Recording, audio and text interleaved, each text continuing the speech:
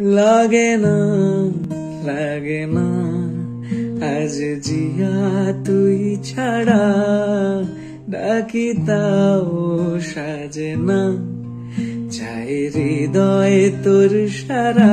এই দিন হঠাৎ করেই সকালবেলায় প্ল্যান হলো আমরা সাঁইথিয়ার বাড়িতে যাব। গরমের ছুটি আমরা কিন্তু গ্রামের বাড়িতেই কাটাই, সাঁইথিয়ার বাড়ি তেমন যাওয়াই হয় না।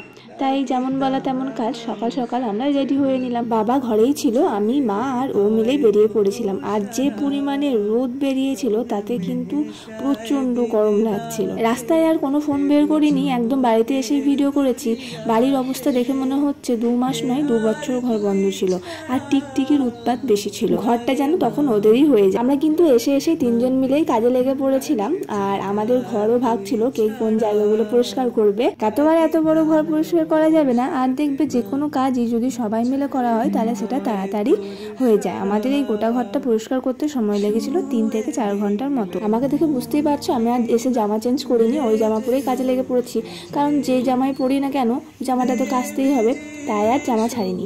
আর এদিকে শুধুমাত্র আমারই ভিডিও করে গিয়েছি, ওদের করিনি। তার কারণ হচ্ছে ও তো খালি গায়ে ছিল, যে পরিমাণে গরম ছিল।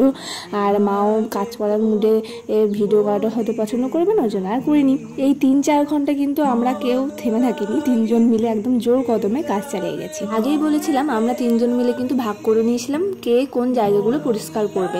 আমার ভাগে ছিল 2টো রুম। রুমের আসবাবপত্রগুলো যেহেতু সবই কাঠের, তাই মোছামুছি করতে কিন্তু অনেকটাই টাইম লাগে। তারপর জানলা দরজা সবই রয়েছে। আমার এই মোছামুছিগুলো কমপ্লিট হয়ে গেলে আমি চলে আসি পুরনো চাদরগুলো তুলে দিয়ে নতুন চাদর পাতার জন্য।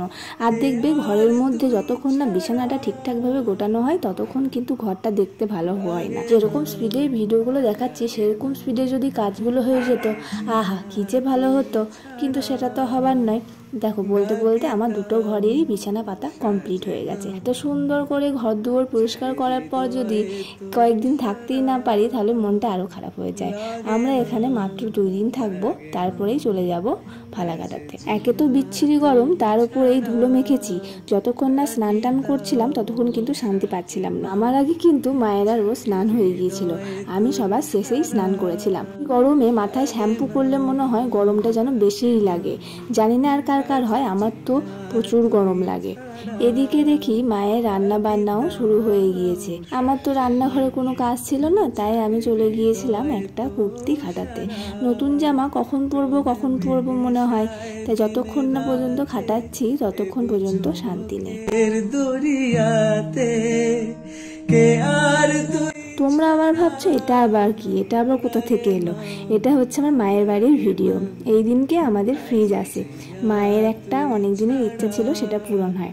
বাবা ভিডিও করে পাঠিয়েছে, তাই ভাবলাম আমার ভিডিওটাতে অ্যাড করে দিই, মারা যখন ভিডিওটা দেখবে তখন খুব ভালো লাগবে। আমি যখন কোনো ভিডিও বানাই আর সেই ভিডিওতে যখন এই মনু থাকে না, তখন বলে মাসিমণি তুমি আমাকে কেন নাওনি। তো আমি ভাবলাম ও যে ফ্রিজে জল ভরছে এটাও দিয়ে দিই ভিডিওতে, যখন দেখবে ওর মনটাও ভালো হয়ে যাবে। এদিকে এসেছিল আমার পিসিমণির ছেলে, তাই আমরা সবাই মিলে একটু গল্প গুজব করে নিচ্ছিলাম। কিভাবে তোকে বলিয়ে আমি। দুপুরে সুন্দর একটা ভাত ঘুম দিয়ে আমরা বেরিয়ে পড়েছিলাম একটু বেরু করতে। এই যে জায়গাটা দেখছো, পরে এই জায়গাটায় আমরা বাড়ি করবো। তারপর সন্ধ্যাতে 2জন মিলে বেরোলাম বাইকে করে একটু হাওয়া খাবো বলে। হয়েছে যা গরম পড়েছে, তাতে বাইকে করে ঘুরে ঘুরে যদি একটু হাওয়া খাওয়া যায়। এমনিতেও সাঁইথিয়ার বাড়িতে থাকলে 2জনে সন্ধ্যাবেলাটুকু ও ঘরে থাকি না, বাইরে আমরা 2জন মিলে বাইক নিয়ে বেরিয়ে পড়ি। তুই ছাড়া লাগে না লাগে না আজ জিয়া তুই। ঘোরাঘুরি হয়ে যাওয়ার পর আমরা ফুচকা খাবো বলে এখানে চলে আসি। আর দেখো কত ভিড়। এটা হচ্ছে সাঁইথিয়ার মধ্যে সেরা ফুচকার দোকান, দেবুদার ফুচকার দোকান।